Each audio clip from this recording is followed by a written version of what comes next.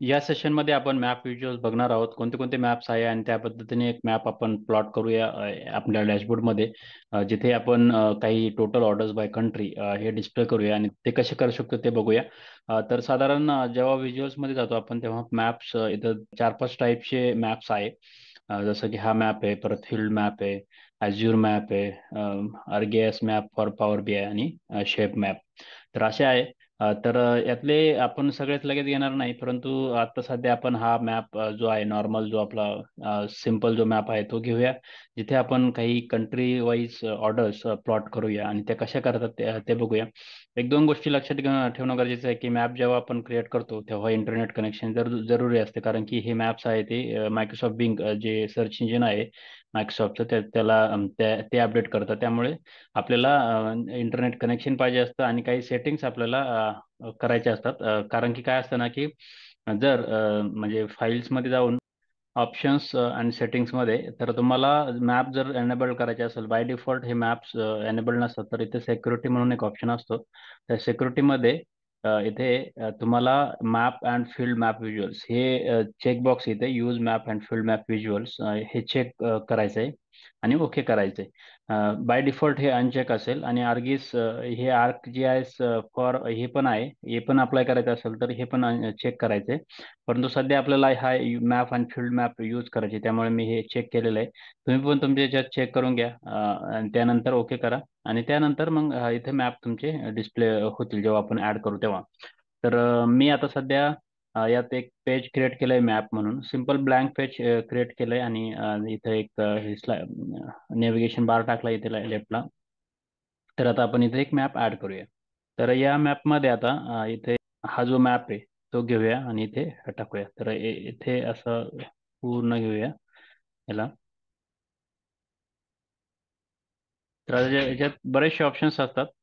तर सर्वात प्रथम आपल्याला लोकेशन ऍड करावं लागतं. तर जेव्हा मॅप वगैरे आपण क्रिएट करतो तेव्हा आपल्याला दोन तीन गोष्टी महत्त्वाच्या असतात. त्या म्हणजे पहिली गोष्ट की आपल्याला लोकेशन म्हणजे एकतर कंट्री पाहिजे किंवा रिजन पाहिजे किंवा अजून जर तुमच्याकडे कंट्री आणि रिजन्स ची नावं नसतील तर तुमच्याकडे लॅटिट्यूड आणि लँजिट्यूड हे असे लॅटिट्यूड आणि लँजिट्यूडचे म्हणजे ते ॲक्च्युअल नंबर असतात, जे आपण ह्या व्हॅल्यूज कॉलम्समध्ये देऊ शकतो. जेव्हा आपण डेटा मॉडेल डिझाईन करतो तेव्हाच आपल्याकडे काही असा डेटा पाहिजे जिथे की काही कॉलम्स आपले रिजन वाईज किंवा त्याची लॅटिट्यूड आणि लँजिट्यूड डिस्प्ले करू शकतात. आपल्या सध्या मॉडेलमध्ये ह्या कंट्री आणि रिजन वाईज डेटा आहे, जिथे आपण हे कंट्री प्लॉट करू शकतो. काय होतं ना की जेव्हा आपण ॲक्च्युअल कंट्रीचा किंवा रिजनचा डेटा प्लॉट करायला जातो तेव्हा आपल्याला त्याचे स्पेसिफिक इन्फॉर्मेशन पाहिजे असते, म्हणजे आपण काही पण कंट्रीज किंवा स्टेट्स किंवा असे काही देऊ शकत नाही.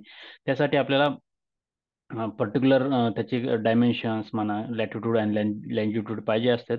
ते जर नसतील तर कंट्रीचे करेक्ट नावं पण पाहिजे असतात. तर ते आपल्याला ऍड करणं गरजेचं असतं जेव्हा आपण डेटा मॉडेल डिझाईन करतो तेव्हा.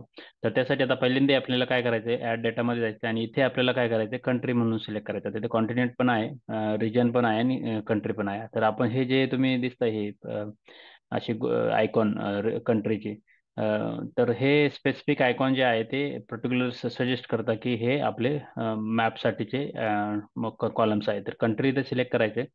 आता कंट्री सिलेक्ट केल्यानंतर पूर्ण हा फक्त कंट्रीज दाखवतात आणि आपल्या डेटानुसार ज्या ज्या कंट्री असतील तिथे तिथे असे छोटे छोटे बबल दाखवतात. पण आता आपल्याला नेमकं दाखवायचं काय, तर त्यासाठी बबल साईजमध्ये म्हणजे ऍक्च्युली आता ही लिजंड, लॅटिट्यूड आणि लॉन्जिट्यूड आपल्या कॉलम नाही, तर म्हणून आपण हे ऍड नाही करणार. लिजंड आपण ऍड करू शकतो काही लागले तर, पण आता सध्या आपण काय करत नाही. टूल टिप पण आपल्याला काही ऍड करायचे असेल तर करू शकतो. सध्या फक्त आपण बेसिक कंट्री आणि इथे बबल साईज जी आहे तिथे आपण टोटल ऑर्डर्स इथे आपण करणार आहोत. आता टोटल ऑर्डर्स केल्यानंतर आता तुम्ही बघा की इथे, तर आता इथे तुम्ही बघा की प्रत्येकाचे हे आलेले आहे. आता टूल टिप दिसतात, country United states total order 8,700 असं याचं प्रत्येकाचं दिसतं. जिथं जास्त ऑर्डर तिथं बबल साईज थोडी मोठी असते, जिथं काहीच ऑर्डर नाही तिथं नाही, आणि जिथं थोडेफार आहे तसे त्यानुसार ते दाखवतात. आता इथे बघा तुम्ही, इथे सगळ्याचा हा डेटा आहे. तर आता आपल्याला काय करायचं, इथे थोडीफार फॉर्मॅटिंग करायची. या फॉर्मॅटिंगसाठी आपण काय करू शकतो, एक तर टायटल ठेवू शकतो. टायटल आपल्याला काही गरज नाही, इथं डायरेक्ट आपल्याला समजतंय की हा टायटल काय, म्हणून आपण इथं ऑफ करूया टायटल. त्यानंतर इथे मॅप सेटिंग्समध्ये इथे स्टाईल असते. आता ही स्टाईल महत्वाची आहे. जर तुम्हाला जसं पाहिजे असं ती स्टाईल घेऊ शकता. आता ही एरियल एक स्टाईल आहे, जेणेकरून हा असा दिसेल. त्यानंतर एक डार्क म्हणून आहे, पूर्ण डार्क असा.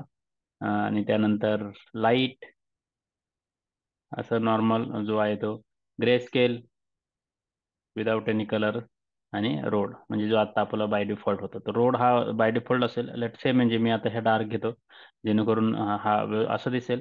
आणि शो लेबल जर मी असं हे केलं तर ऑफ होईल, पण असू दे, शो लेबल्स इथं मी ठेवलेले आहेत. आणि त्यानंतर कंट्रोल्स असतात, काही कंट्रोल्स असतात. इथं ऑटो झूम असेल, इथं ऑटो झूम ऑन आहे. जर तर झूमचे बटन पण दाखवायचे असेल तर असे झूमचे बटन येतात, हे प्लस मायनसचे. पाहिजे असेल तर ठेवू शकतो, नाही पाहिजे तर हे ऑफ करू शकतो. लॅसो बटन एक आहे. लॅसो बटन मध्ये काय होतं ना, की आता सध्या आपण असं मॅप जर फिरवायला गेलो, असं जर ओढत बसलो तर ते असं हलतो मॅप.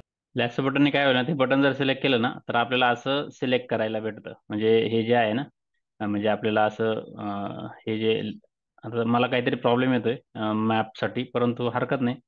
तर हे एक लॅसो बटन आहे, ते आपण ऍड करू शकतो. तर हे अशा ऑप्शन्स आहे. आणि त्यानंतर हे जे झाले कंट्रोल्स, त्यानंतर बबल्स. बबल्स म्हणजे जे ऍक्च्युअल आपण हे बबल्स डिस्प्ले केले ते, तर त्याची साईज आपण -10 आहे, आता इथं 0 करू शकतो, जेणेकरून थोडे व्यवस्थित दिसतील ते. त्याचा कलर आपल्याला पाहिजे असेल तर आपला जो कलर आहे तो घेऊ शकतो, जो आपण आपल्या याच्यासाठी घेतलाय. आणि शो ऑल जर केले तर तुम्ही बघा, शो ऑल म्हणजे प्रत्येक कंट्रीचा एक एक बबल, मग प्रत्येक कंट्री वाईज आपण कलर चेंज करू शकतो. म्हणजे युनायटेड स्टेट्सला वेगळा कलर, ऑस्ट्रेलियाचा वेगळा कलर, असे करू शकतो. पण गरज नाही, खूपच स्पेसिफिक असेल तर आपण तसं करू शकतो. आपल्याला जर वाटलं की खूप अट्रॅक्टिव्ह करायचं आहे मॅप वगैरे, तसं करू शकतो. त्यानंतर कॅटेगरी लेबल्स आहे.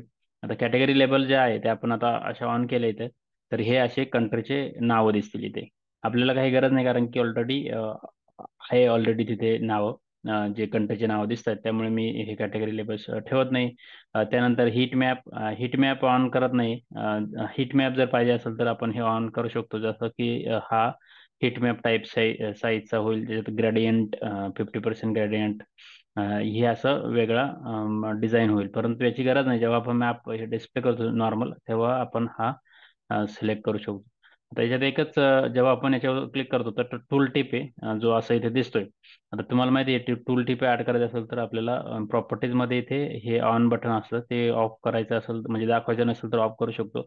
परंतु आपल्याला इथे आपण दाखवू शकतो. तर टेक्स्ट जो आहे तो इथे आपण चेंज करू शकतो. म्हणजे लेबल कलर जो आहे तो आपण व्हाईट करू शकतो. आणि व्हॅल्यू कलर जो आहे तो आपला हा कलर ठेवू शकतो. आता हे असं दिसेल.